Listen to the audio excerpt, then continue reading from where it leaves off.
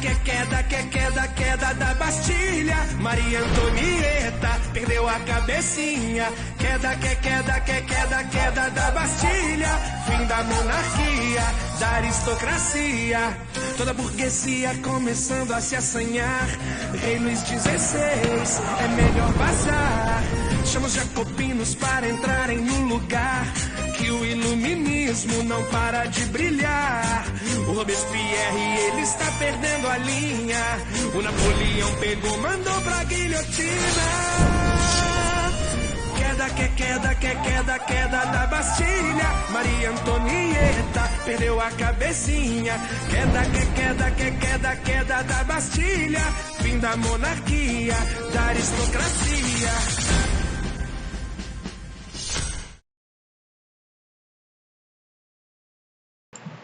Tudo bem, galera? Boa tarde a todos. Como vocês estão nessa quarentena? Como é que está a questão da dedicação dos estudos nessa quarentena? Pelo que eu percebi, muitos ainda estão meio devagar, meio reticentes em conseguir criar uma rotina de estudos nesse período de pandemia. Muitos até com saudade da escola, coisa que a gente era inimaginável no início do ano letivo, gente querendo voltar para a escola. Acredito que alguns de vocês sejam mais saudade da merenda, mas venhamos e convenhamos, né? Tem gente que ama a merenda lá da escola, até briga, né? Mas, de qualquer forma, eu venho trazer para vocês nesse momento uma complementação, um paralelo do que é produzido lá no contrato com o Estado com o Amazonas, os vídeos relativos ao conteúdo que vocês estão abordando nas APNPs, as aulas não presenciais.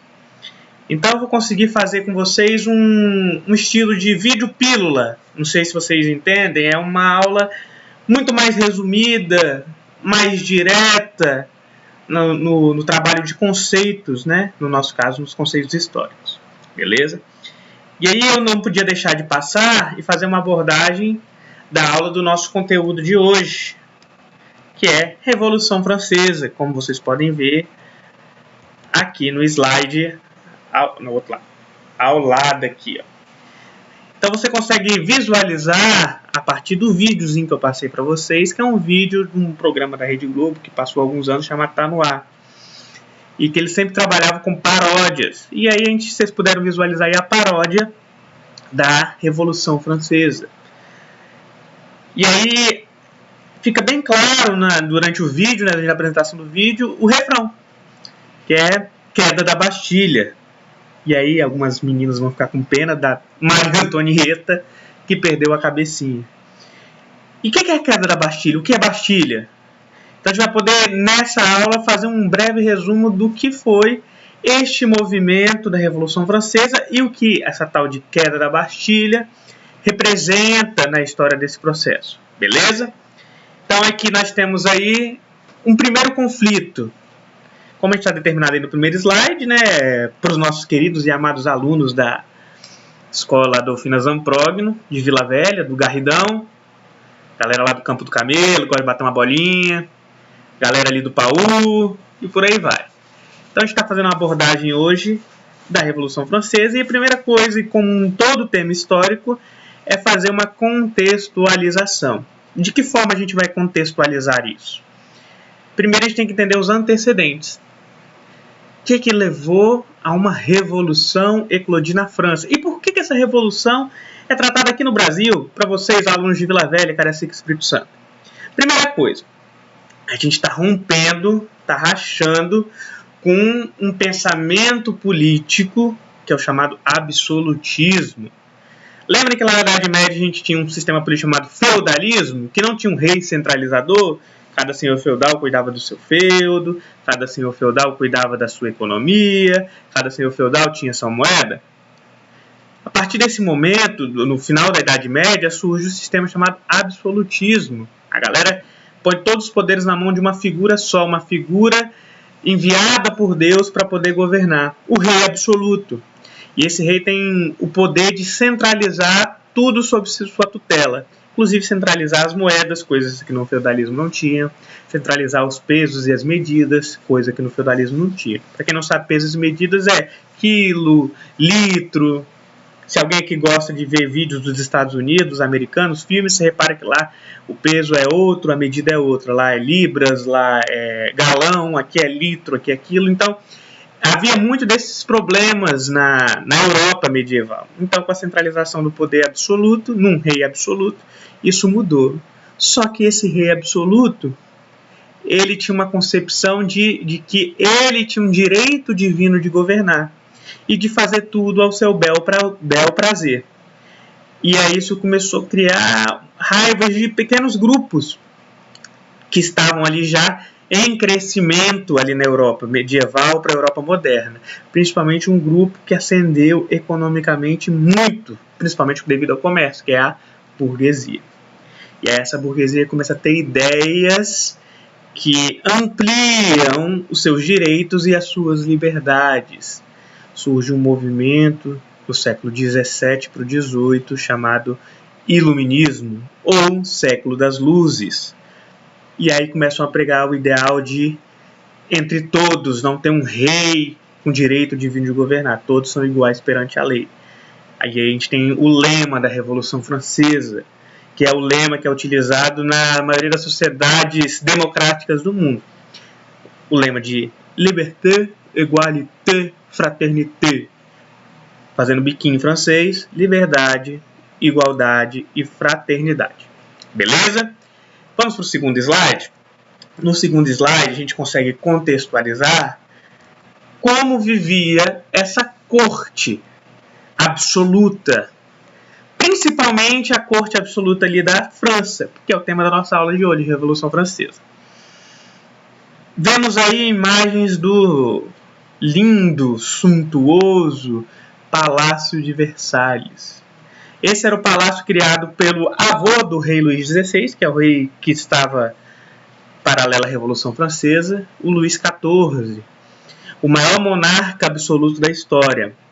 Aquele que dizia assim, olha o francês, olha o biquinho, l'État c'est moi. O que ele está dizendo com isso? O Estado sou eu, o governo sou eu mando na toda. Então, o Luís XIV ele tinha um poder absoluto e, nesse meio tempo, construiu o chamado Palácio de Versalhes. Na verdade, finalizou o Palácio de Versalhes. E aí, nesse palácio, para ter apoio de um grupo que estava decadente na modernidade, que são os senhores feudais, para tirar o poder deles sem que eles reclamem, o Luís XIV ele consegue trazer essa nobreza feudal para dentro do palácio, criando a tal nobreza palaciana. Então ele tinha apoio da nobreza, porque dentro desse palácio tinha só pouquinho, 5.000 pessoas vivendo. Mais de 2.000 quartos. É monstruoso, é algo fora da curva, é algo que nunca tinha sido feito na história da humanidade, com um luxo extremo. Imagine um banquete para 5.000 pessoas. É muita comida, é muita comida. A estrutura toda feita em metais preciosos, em tapeçarias do Oriente, é tudo muito rico. E o povo? Onde é que está o povo nessa brincadeira? Enquanto Luís XIV, Luís XV e posteriormente Luís XVI viviam no luxo. E aí a gente vai para o próximo slide. Deixa eu mudar aqui o slide. Aqui mais uma imagem do Palácio de Versalhes, que são um dos jardins deles, né? Então vocês podem visualizar aí. E a gente chega no casal Bourbon, Maria Antonieta, essa com esse vestidinho minúsculo que vocês estão vendo. E aí o artista ele quis exemplificar o poder, né, da monarquia francesa sobre o mundo, né? Colocou um globo ali ao lado de Maria Antonieta. E o Luís XVI, neto de Luís XIV, o rei Sol, né? Que dizia o Estado sou eu. E eles pregavam muito, eles tinham uma ideia de poder muito arraigada no direito divino de governar. É um absolutismo extremamente centralizador. E aí isso começou a gerar problemas econômicos dentro da economia francesa, dentro da sociedade francesa. Primeiro, o rei governava e fazia o que queria. Tinha parlamento? Parlamento é os deputados eleitos pela população votante. Tinha, mas ele era apenas um órgão consultivo, um órgão basicamente de você mandar a proposta para lá e ver se há uma adesão dentro dos pares, ali dentro da Revolução Francesa. A França, ela deu um apoio financeiro extremamente alto na independência dos Estados Unidos. Eles tinham uma treta, uma picuinha com a Inglaterra desde a Guerra dos 100 Anos, que durou mais de 100 anos, mas é conhecido como Guerra de 100 Anos, e aí eles investiram muito dinheiro e enviaram exércitos para os Estados Unidos, dando apoio à independência dos Estados Unidos, que a gente viu na aula passada. Inclusive, há algumas regiões dos Estados Unidos que falam francês fluente, e o Canadá ao norte também. Ali a região de Nova Orleans, no estado da Louisiana, em homenagem ao Luís XVI, porque ele mandou dinheiro e mandou exército para dar suporte lá à Guerra de Independência dos Estados Unidos. Gastos públicos excessivos. Eles gastavam muito com essa nobreza que vivia nos palácios. Era um gasto muito alto. Era um gasto muito desnecessário em investimentos que não teriam retorno, como na Guerra lá de Independência dos Estados Unidos, como investimento em compras de territórios, como a venda barata de territórios franceses também. Então, isso deixava a balança comercial muito desfavorável por parte da França. A França sempre ficava em déficit, né? Gastava mais do que arrecadava. O investimento no luxo e no patrimônio da corte. E isso foi gerando uma bola de neve. Até agora nós não falamos do povo, mas vamos chegar lá. E aí, como era organizado socialmente? Lembra que toda aula que eu faço para vocês no quadro branco, eu faço uma pirâmide. Nossa pirâmide hoje vai ser essa daqui, ó. Observe essa pirâmide. Não é uma pirâmide, obviamente, mas a gente vê 3 seres. Até se você olhar rápido, você vê coisa que não deve ver aí. Você acha que é algum tipo de sacanagem, mas não é nada disso não, gente. Você vê um estado caquético, velho, apoiado sobre uma bengala, segurando outros 2 estados. Aqui a gente divide hoje o Brasil em classes sociais. Classe A, classe B, classe C, classe D, classe E. Na França, não.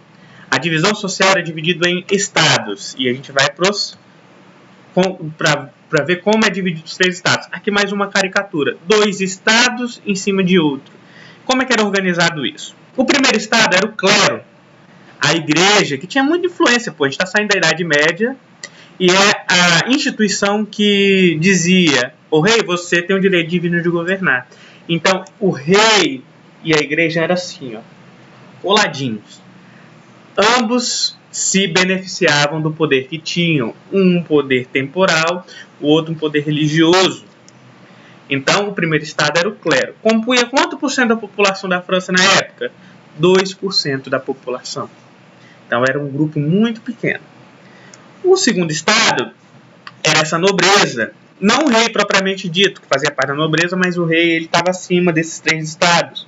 Mas era a nobreza, tanto a nobreza camponesa, que vivia aos campos, os senhores feudais que ainda sobravam, e a nobreza palaciana.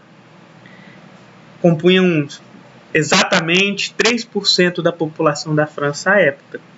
E o terceiro estado, que era composto por camponeses, artesãos, operários, burgueses, e o que eu esqueci de colocar aí também, os sans-culottes, que era o grupo mais pobre ali da região urbana de Paris.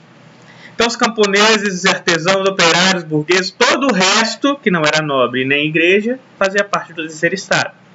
Ou seja, 95% da população. Só que há um problema. E aí a gente vê a imagem dos 2 estados apoiados sobre o primeiro e o segundo estado, apoiados sobre o terceiro estado. Por que essa caricatura?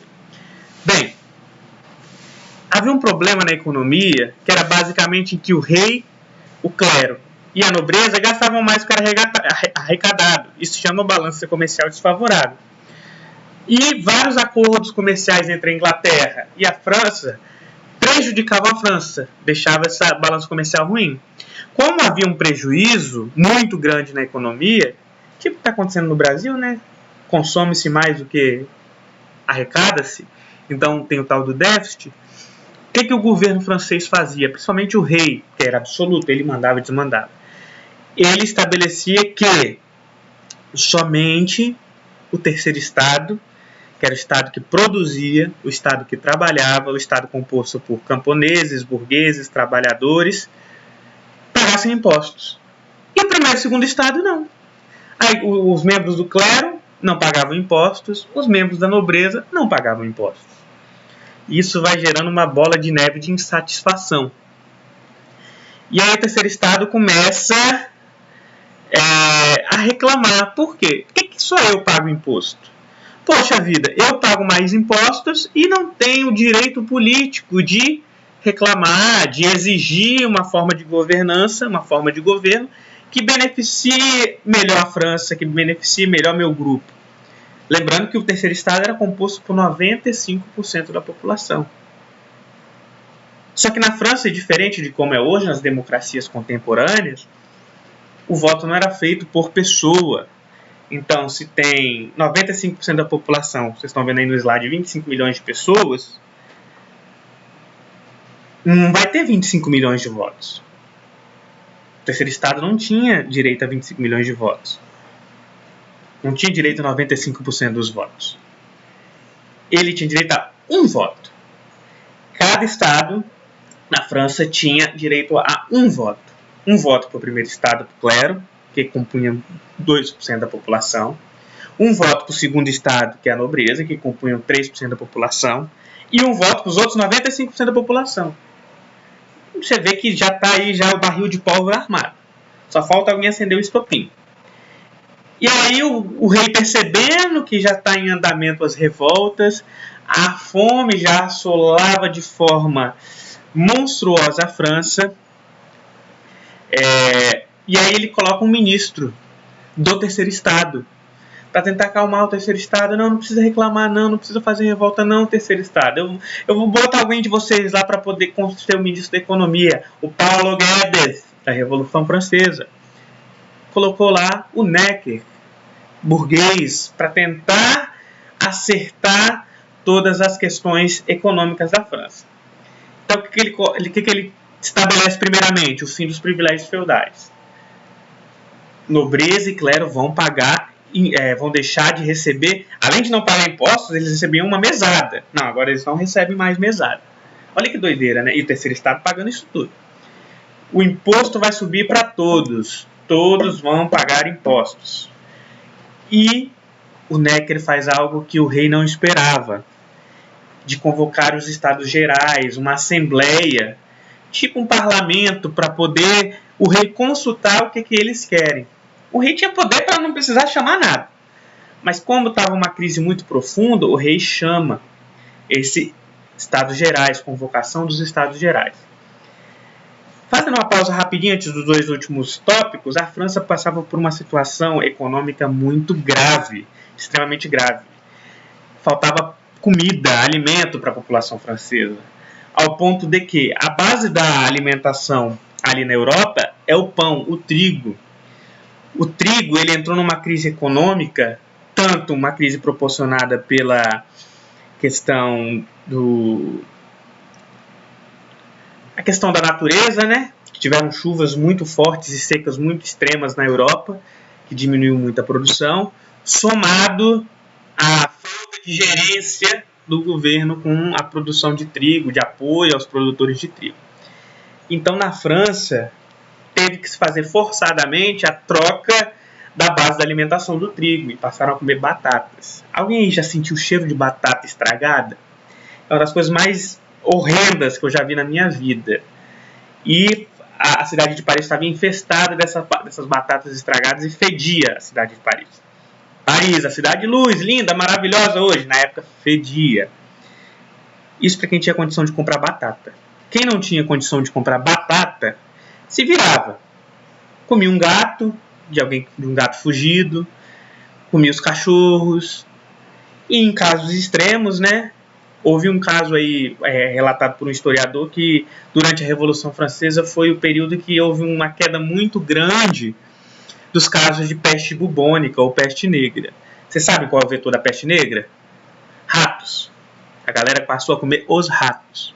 Matava, cozinhava, assava e comia. Como matava os ratos para comer, parou de ter peste negra. Olha que doideira. Então houve uma queda muito grande do poder de compra do francês, eles não conseguiam se alimentar direito. Isso tudo borbulhando numa crise institucional, uma briga entre o primeiro Estado, o segundo Estado e o terceiro Estado. E aí o Necker ele faz uma última proposta, que é isso que derruba ele. Olha, a partir de hoje o voto não vai ser mais por Estado, por grupo, e sim nominal, por cabeça, porque o terceiro Estado ganharia sempre se fosse dos seus interesses, 95% da população. E aí a galera começa a ficar revoltada, porque o primeiro e o segundo Estado não concordam, obviamente, não concordam com... depois vocês vão ver aquilo ali. Não concordam com essa divisão e essa mudança no tipo de votação. E aí há uma votação para ver se iria mudar para o estilo nominal ou por cabeça. E aí pergunta, vamos lá, o rei levanta a mão. Vou abrir a votação. Primeiro Estado, você é a favor que o voto seja nominal ou por cabeça? Sim ou não?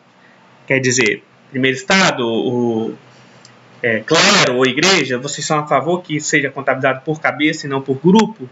Não que o primeiro Estado seja um voto, o segundo Estado mais um voto, o terceiro Estado mais um voto, e sim pela quantidade total de pessoas votantes? Obviamente que o primeiro Estado, o clero, diz não, eu quero que continue votando em grupo. Por quê? Eles eram 2% da população, mas votavam como 33% da população, como um terço da população. Entenderam a lógica? O segundo Estado, você é a favor que vota por cabeça ou é a favor por grupo? Não, vamos votar por grupo, porque eles eram 3% da população. Iam suprimir os outros 95%. E o terceiro Estado falando, vocês estão de sacanagem comigo. Eu tenho 95% da população que tem direito a voto. Aí o primeiro Estado propõe, quanto aos impostos? Quem vai pagar os impostos? E aí faz uma nova votação. Já que agora decidimos que o voto vai ser por grupo, não por cabeça, destruindo toda a ideia do Necker e toda a ideia do terceiro Estado, vamos definir de quem vamos cobrar impostos. De quem devemos cobrar impostos? De você, primeiro Estado? Não. E de você, segundo Estado? Não. De quem, então? Do terceiro Estado. Da burguesia, dos trabalhadores, dos profissionais liberais. A nobreza não paga imposto, o clero não paga imposto. E aí eclode uma revolta muito grande no terceiro Estado, em que eles falam, eu não participo mais dessa reunião, desses estados gerais. Eu vou criar uma assembleia e eu vou decidir, eu sou 95% da população, eu vou decidir o que eu quero. E aí cria uma Assembleia Nacional Constituinte e estabelece uma monarquia constitucional. Não tem Inglaterra hoje? A Inglaterra hoje não tem uma rainha que governa, mas não tem o poder de governar. Quem governa é o primeiro-ministro. De novo a imagem lá. Então, fizeram a mesma coisa na França. Essa Assembleia Nacional era comandada por um grupo de burgueses, os burgueses mais ricos, chamados girondinos. E a partir desse governo dos girondinos, estabeleceu-se que o rei ele seria só simbólico. Ele seria um monarca constitucional. Ele estaria abaixo da Constituição. Ele não é mais poderoso que a Constituição. Ele não é mais o Estado. Ele não mais tem o direito divino de governar. Ele está ali por uma questão política. E eles estabelecem a abolição dos privilégios feudais e algo que persiste até hoje, que é a Declaração dos Direitos do Homem e do Cidadão, a base dos direitos humanos.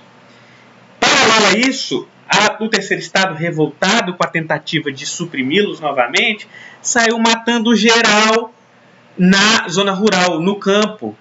Os restos dos nobres que sobraram, que não estão dentro do palácio, foram mortos à base de facão, à base de espada, à base de pedrada, de tudo que é forma. E paralelo a isso, na cidade de Paris, o rei estava meio que recluso, excluído. E aí tem um símbolo da Revolução Francesa, né? Essa daí é a Mãe França segurando a bandeira da França e iniciando a Revolução Francesa. Mas ainda não eclodiu a Revolução Francesa. Porque enquanto lá no interior estava a galera matando os senhores feudais, os sans-culottes, que era o grupo mais pobre que vivia aqui na cidade de Paris, percebe, peraí, o rei, antes de definir, antes que foi definido para o rei que ele seria constitucional, ele perseguia muitos opositores do seu governo e colocava ele numa prisão que ficava nos arredores de Paris, chamada Bastilha. E essa galera, logo após a Revolução, começou a se organizar e pensar: nós precisamos liberar esses líderes políticos. E aí tomam essa prisão, a prisão da Bastilha, e libertam as pessoas que estavam lá, os prisioneiros políticos. Por isso que a queda da Bastilha é o símbolo do início da Revolução Francesa. Há um livro que tem um diário de um dos guardas que diz: no dia da Revolução Francesa. Você vê como a gente vivendo hoje, igual a gente está vivendo um período de pandemia, a gente tem noção do impacto que isso vai ser na história da humanidade. Mas no dia da Revolução Francesa, por exemplo, está lá no diário do guarda, e ele descreveu o seguinte: tudo tranquilo na prisão da Bastilha. Só alguns baderneiros fazendo bagunça lá fora. Mal sabia ele que meia hora depois a sua cabeça ia estar espetada numa estaca depois da invasão desses baderneiros, esses revolucionários. E aí estabelece-se a primeira Constituição. E quem está governando nesse momento são os gerundinos. E aí essa primeira Constituição ela ainda excluía a população mais pobre, mas já incluía a burguesia como força política. Estabelece os 3 poderes, que é o mesmo que nós temos hoje: executivo, legislativo e judiciário. Só que só quem votava é quem tinha uma renda mínima. E o rei excluído. Nesse meio tempo, Maria Antonieta, que vinha da Áustria, né? Ela era uma princesa da Áustria, organiza-se com os líderes políticos da Áustria para que ela e o rei fujam e ele, de lá da Áustria, consiga reorganizar a retomada do poder na França. Só que, vestido de mulher, segundo alguns relatos, ele é pego no meio do caminho, tentando fugir para a França e organizar uma contra-revolução. Isso, de alguma forma, descredibiliza o partido que estava no poder ali à época, porque ele não conseguia controlar o rei. O partido gerundino, a elite econômica do terceiro estado. E aí acende um outro partido. Esse partido gerundino, inclusive esse conceito que a gente discute muito hoje, esquerda e direita, surgiu aí na França. Na Assembleia Nacional, à esquerda, ou esquerda e um pouquinho mais alto, ficava o partido jacobino, desses 3 caras que vocês estão vendo aí no slide: Danton, Marat e Robespierre. Era o partido mais revolucionário que representava os mais pobres. À direita ficava o partido gerundino, que era o partido que ficava a elite econômica do terceiro estado, os banqueiros, os grandes industriários, os grandes fazendeiros. E ao centro ficava o partido pântano, ou planície, que ficava ali no centro e migrava conforme a sua orientação. É o PMDB da Revolução Francesa. E aí, como o partido gerundino da direita não conseguiu segurar as ondas do rei tentar fugir e manter a monarquia constitucional, o partido jacobino consegue aderir parte ali do partido pântano e tomar o poder. Então, os jacobinos assumem o poder com um discurso de pátria em perigo. O rei está tentando implementar o absolutismo de novo, a gente precisa acabar com isso. E aí inicia a parte que para mim é a mais importante dessa revolução, que é o chamado período do terror. E de que forma estabelece o período do terror? Com a criação de uma das ferramentas de execução mais famosas da história, a guilhotina. E o que a guilhotina faz? Ela tem a função de acabar com os opositores do regime democrático que está sendo implementado pelos jacobinos. E uma das primeiras figuras, isso foi criado pelo Guillotine, né, que é uma pessoa, que inclusive morreu na arma que ele criou, na execução que ele criou. Mas uma das pessoas mais famosas é que vocês veem nesse slide aí. O próprio rei Luís XVI, depois da fuga, foi condenado à guilhotina e perdeu a sua cabeça. Vocês podem ver aí na imagem, no slide. E a segunda fase, a fase do terror, que após a execução do rei, os jacobinos tomam o poder e o terror, a fase é chamada de terror justamente por ter sido muito sangrenta, né? Foi a fase que matou milhares de opositores. Há relatos que mais de 2.000 pessoas foram mortas. principalmente lideradas pelas ideias de Maximilien Robespierre. Aí vem aquela frase que eu joguei lá no Google para vocês: sem terror não há virtude. E aí eles, de alguma forma, favoreceram muito as categorias mais baixas do terceiro estado, os mais pobres, mas de outra forma condenavam qualquer tipo de opositor à morte. Então foi uma fase muito crítica da Revolução Francesa. Tão crítica que o próprio Maximilien Robespierre, com mania de perseguição, passou a perseguir seus 2 outros parceiros, o Danton e o Marat, conforme vocês veem aí. E aí o próprio Partido Jacobino percebe: esse negócio está indo longe demais, estamos matando demais. E aí ocorre em 1795, dia 27 de julho, na época o 9 Thermidor, que eles criaram até um calendário novo para poder não usar o calendário cristão, estabelece o golpe 9 Thermidor. E é a partir desse momento os gerundinos, que é a elite, tomam o poder porque os jacobinos têm sido muito sangrentos, que é a chamada fase do diretório. Estabelecem novas constituições, tiram os avanços feitos pelos jacobinos, e aí os girondinos fazem um acordo político, com uma das figuras mais emblemáticas do século XIX. Aqui a gente está no 18 ainda, mas ele vai ser emblemático no 19, que é o Napoleão Bonaparte, que era um general com 26 anos, já mandava e desmandava no exército francês. Então, girondinos, com medo de perder novamente o poder, trazem o exército para o seu lado e fazem de Napoleão Bonaparte seu cônsul supremo, uma espécie de rei que pudesse governar com o apoio da elite política, dos próprios girondinos e do partido pântano que está ali. E aí, eu não vou entrar muito nesse mérito, porque temos uma aula só de Napoleão Bonaparte. Beleza, galera? É o fim? Já acabou? Não sei.